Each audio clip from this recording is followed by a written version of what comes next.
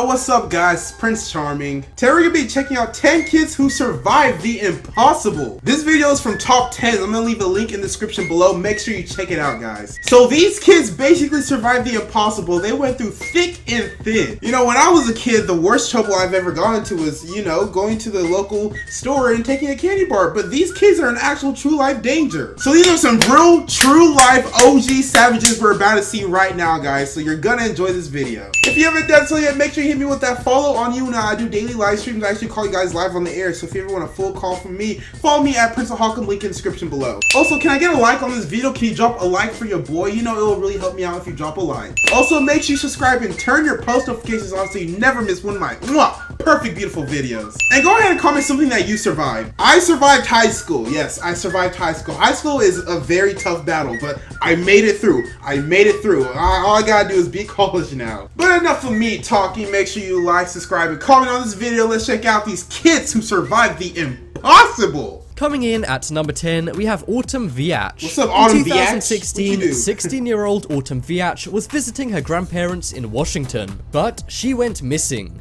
Why? Well, like her and her grandparents decided to take out a small private plane one afternoon, when in a sudden turn of events, the plane crashed into the mountainous Okanogan County area. Sadly, Autumn's grandparents passed away in the crash, but she survived. Surprisingly, she used her knowledge from survival shows to find a trail and wave down a car. A driver then took her to a police station where she informed them of her tragic story. Amazingly, despite being the sole survivor, she only sustained minor injuries. And what's more, she even tried to rescue her grandparents from the wreckage. Even though this wasn't a success, she's still a hero and a great survivalist. So she not only survived the plane crash, she was able to navigate throughout the woods and make it out alive. She actually went through the knowledge she only saw on Survivor TV shows, which is pretty amazing too. You know how parents are always saying TV only makes you dumb? Well, look what TV did for your kid. It made your kid survive. It helped your kid to survive. Now you want to call TV dumb, parents? Next up, we have WILLIE MYRICK. What's up, Millie? In 2014, 10-year-old WILLIE MYRICK was playing in his front yard in Georgia. A man then lured him into his car with the promise of money. They had a 6-hour drive ahead of them to the child snatcher's house. But after driving for 4 hours, WILLIE repeatedly sang the gospel song Every Praise. At first, it was out of fear, but WILLIE soon realized it was annoying the man. The man repeatedly told him to shut up, but WILLIE wouldn't, and kept singing until the man told him to get out of the car. WILLIE then ran to the nearest police station before being reunited with his family, and he even ended up meeting the man who wrote the song that saved his life. So this kid survived a kidnapping from singing a song. How cool is that? Like, is your vocal cords that clean? Like, is your beautiful voice that soothing to my soul that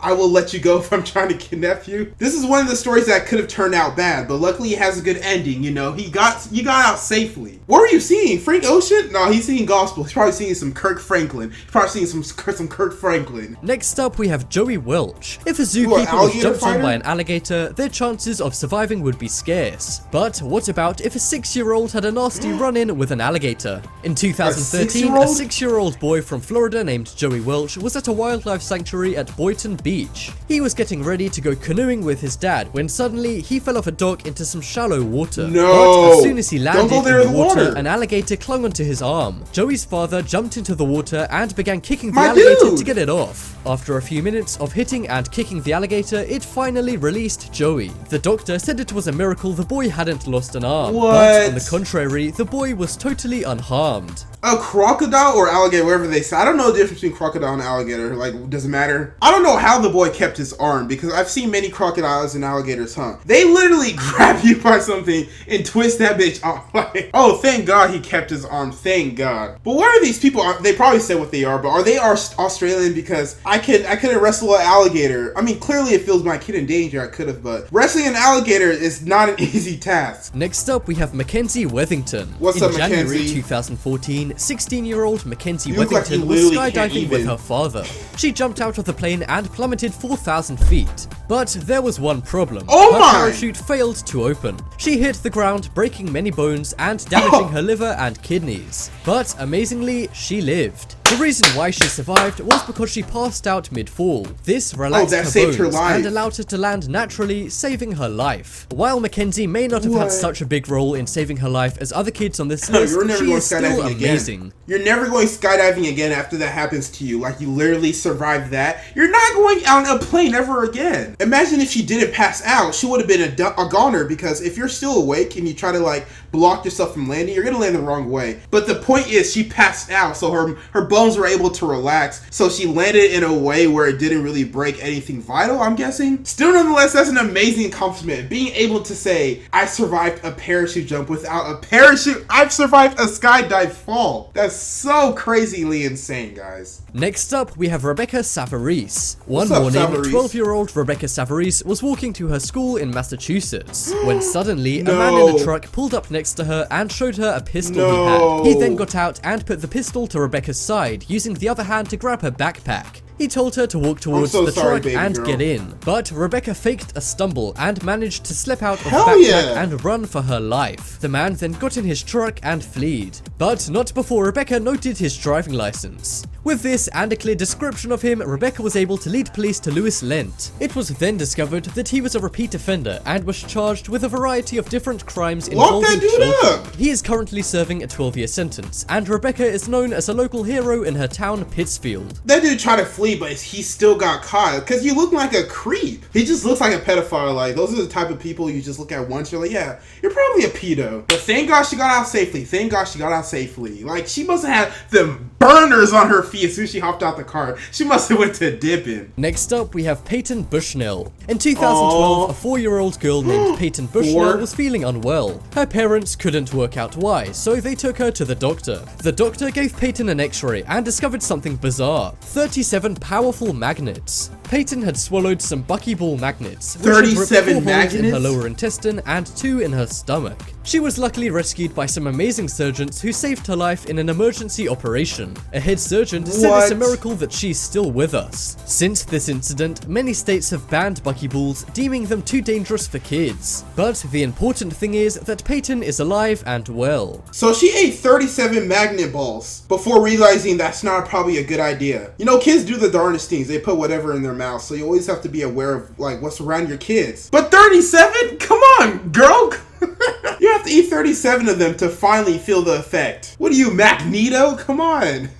Next up, we have Dylan Hayes. We all see superheroes jump from buildings and then fall on their feet. But this has likely never happened to a 4-year-old boy. Well, Dylan Hayes from Colorado is an exception to this. In 2013, Dylan's mother moved a couch to clean a carpet in a room on the 3rd story of their house. She moved it next to an open window, when suddenly Dylan climbed onto the couch and fell 3 stories out of the window. But miraculously, he did 2 somersaults in the air and landed on his feet. Her mother shouted to his sister Jessica that Dylan had just fallen out of the window. His mother and sister ran out of the house only to find Dylan on his feet. He was taken to hospital but was released 4 hours later due to his lack of injuries.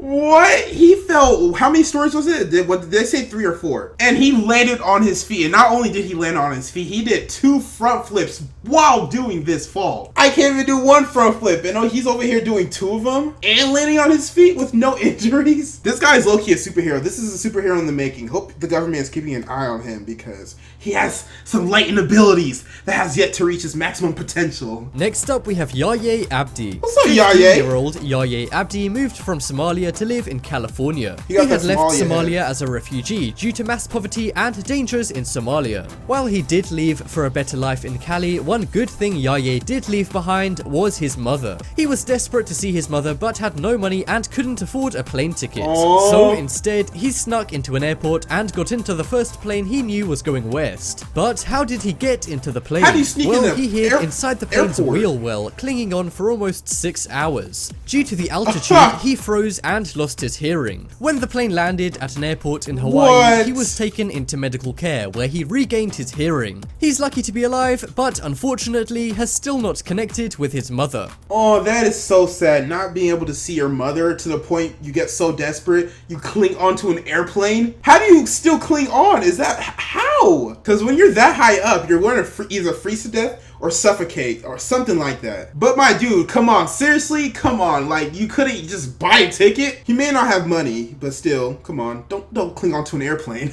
Next up, we have Michael. In 2016, an Italian teenager known only as Michael was messing around with his friends. They were doing dares when one friend dared him to dive off a bridge into a canal. He obliged, but to his friend's horror, Michael never resurfaced. His foot had become stuck to something underwater. Oh no. After 42 minutes, a rescue team arrived, fearing the worst. However, they managed to rescue Michael despite him being underwater for so long. 40 minutes? Just a few hours under life support, he was back alive and normal. He was able to survive due to a bradycardiac response he had, which is where your blood vessels constrict, allowing you to survive underwater for a short period of time. Michael survived against all odds and has since forgiven his friends. I did not know you could survive 40 minutes underwater. The thing is, I can't even hold my breath for longer than like a minute and a half, and I'm pretty sure I would die minute 3. This dude lasted 40 minutes. Come on, I need superpowers already. I mean, I do have the power of complete savagery, but I need actual powers. Next up, we have CALYSTA Cordova. CALYSTA? In 2012, 9-year-old CALYSTA Cordova's mother called the police when she failed to return home from school one day. An Amber Alert was issued to try and get people to find her, but she heroically saved herself. Ooh. She was taken by 29-year-old Jose Garcia until his car broke down. CALYSTA used the opportunity to run from Jose and ask to use a phone in a nearby convenience store. She called her uncle instead of the police and was picked up a few minutes later. Let's get it, baby. Although she did escape, she was in a very bad way with cuts and bruises all over her face. Garcia took off on foot, but was later apprehended by police. It's safe to say that CALYSTA saved the day herself and claims she got her fighting skills from her uncle. What some amazing stories we just heard. Kids who survived the impossible. That girl actually made it out on her own. Even though her uncle did pick her up, she was a warrior. She fought by herself. You know, real recognized real in that situation, you know? She was too real to be kidnapped. So the universe recognized her realness